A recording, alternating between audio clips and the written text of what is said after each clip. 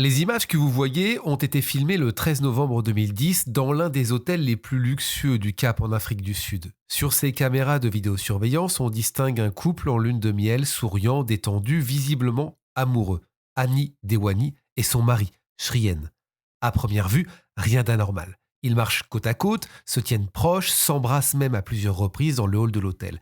Ces images contredisent plus tard les déclarations du mari qui expliquera que leur relation était distante, tendue, presque inexistante. Une autre caméra capte une scène troublante. On voit Shrien Dewani discuter longuement avec leur chauffeur de taxi à l'écart d'Annie. La discussion dure bien plus longtemps que prévu.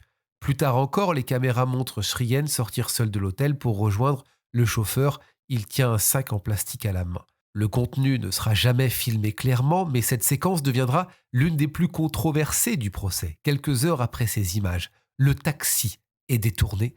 Annie est emmenée, elle est exécutée d'une balle dans la nuque juste après le resto qu'elle a fait avec son mari. Toutes ces images ont été montrées au tribunal, elles ont été analysées image par image et pourtant, malgré les aveux des tueurs, malgré les condamnations, malgré ces vidéos, le mari sera acquitté.